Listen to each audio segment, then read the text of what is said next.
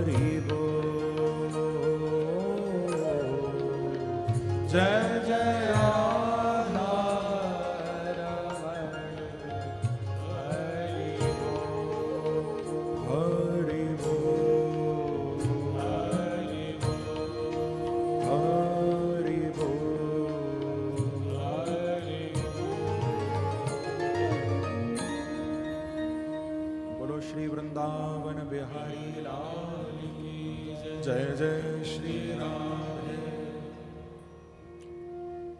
परम मंगल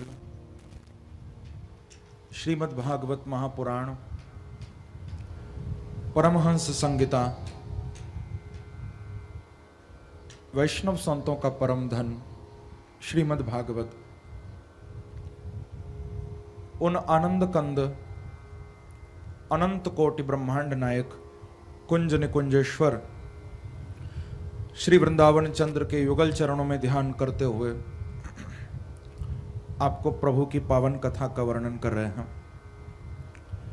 कल शाम को कथा प्रसंग में आप सभी ने बड़े ही दिव्य भाव से श्रीमद् भागवत के प्रथम स्कंद के अंतर्गत श्री वेदव्यास जी का और नारद जी का मिलन श्रवण किया था। आप लोगों ने सुना था कि किस प्रकार से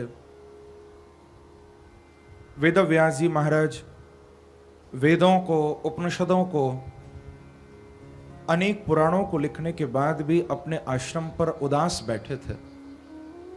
हाँ? और श्री नारद जी ने आकर अपने पूर्व जन्म की एक कथा सुनाई थी। प्रेम से कहो श्री राधे।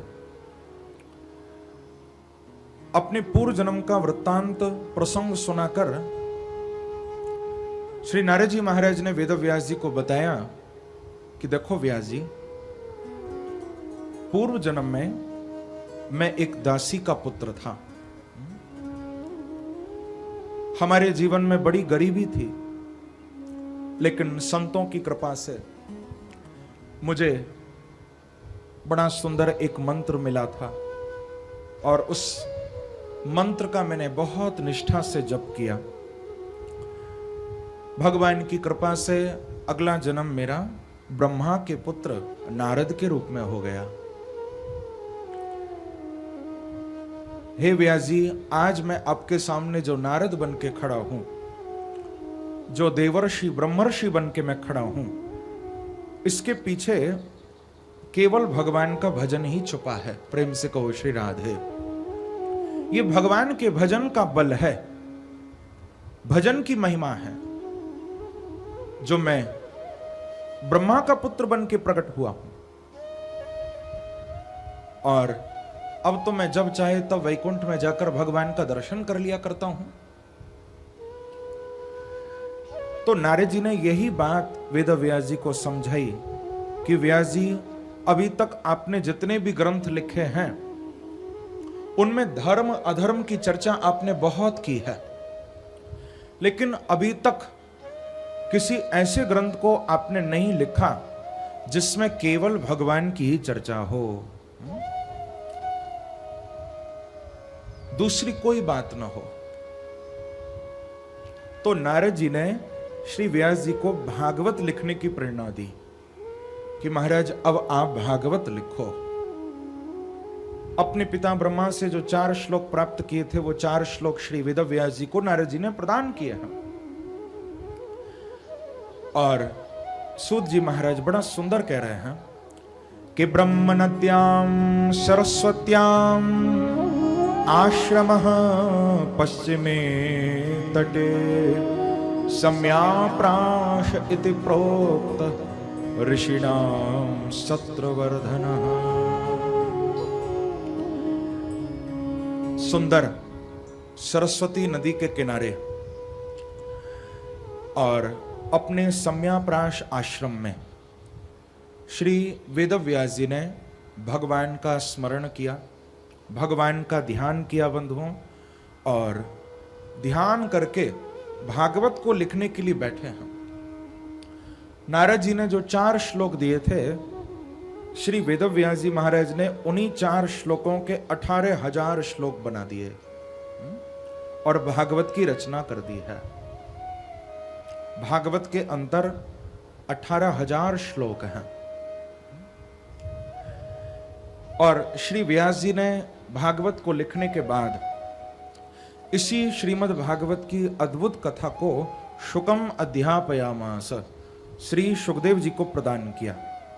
जो सुखदेव जी व्यास के पुत्र हैं, अपने पुत्र सुखदेव को इन्होंने भागवत प्रदान की और सुखदेव जी से ये अद्भुत कथा महाराज परीक्षित को प्राप्त हुई है।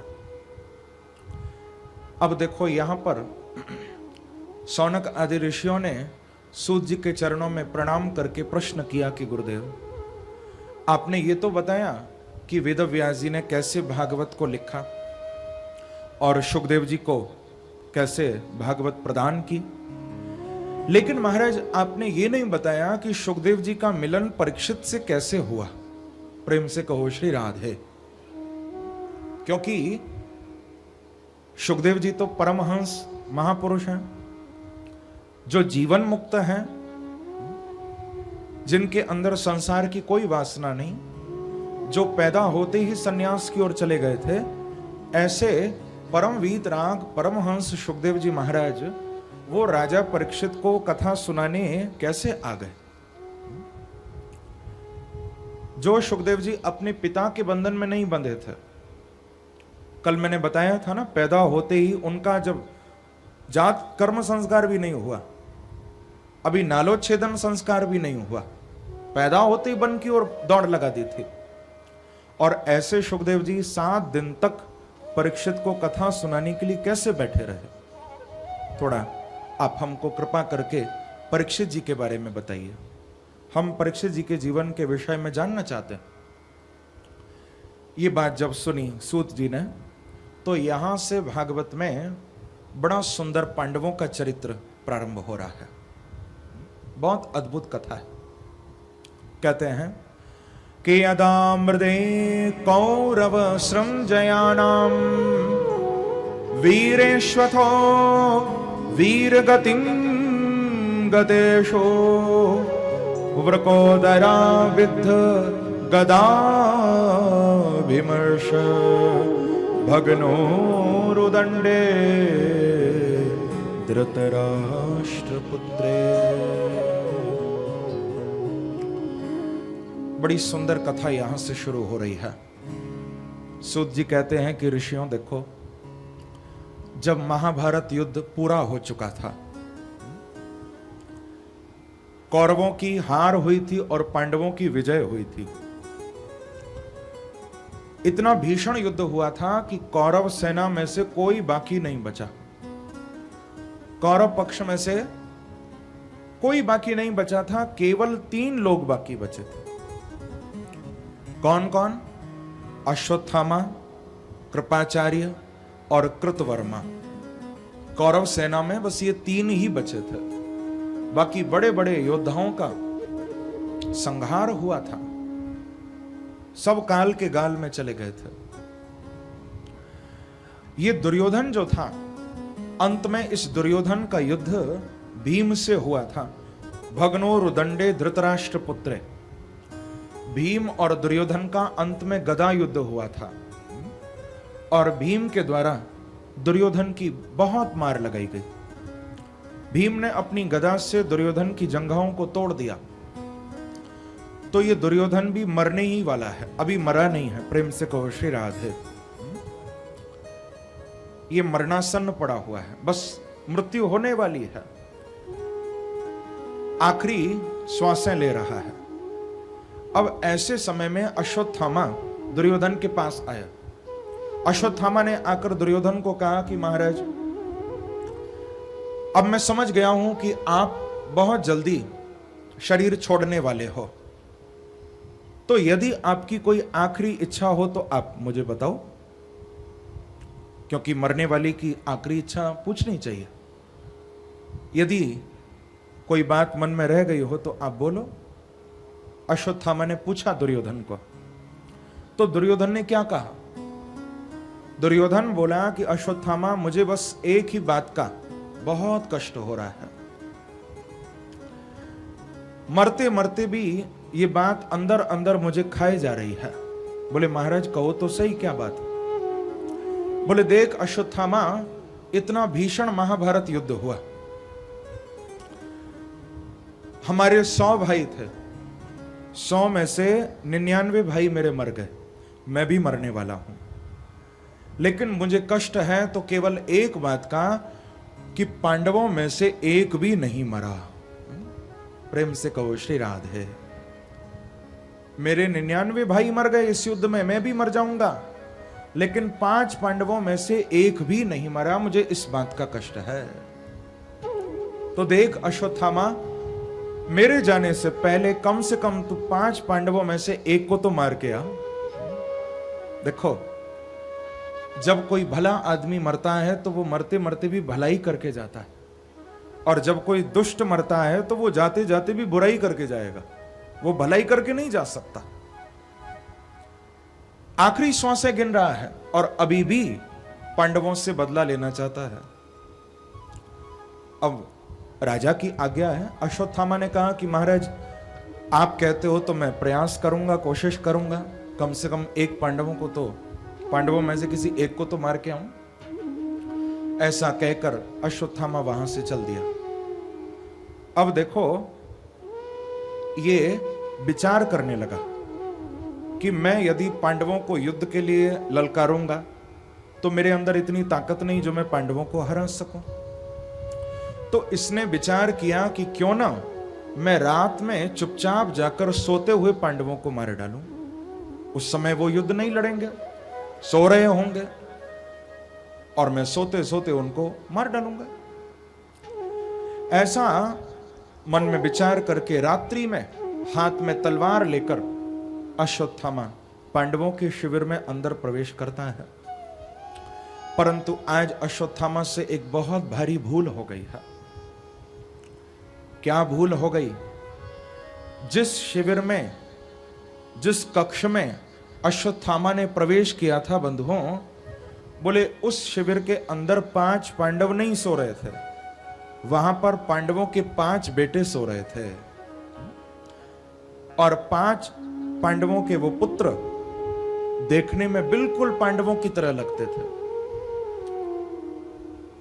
श्रुतकर्मा, श्रुतकीर्ति, प्रतिविंध, शतानीक, ये 5 पांडवों के 5 बेटे हैं। देखने में एकदम पांडवों की तरह। युधिष्ठिर जी का बेटा युधिष्ठिर जी की तरह दिखता था, भीम का पुत्र भीम की तरह प्रतीत होता था। अब भूल हो गई अश्वत्थामा से, सोचा कि ये 5 पांडव ही सो रहे हैं, तुरंत तलवार निकाली है और पांडव समझकर 5 पुत्रों के सिर धड़ से अलग कर दिया, 5 को मार डाला।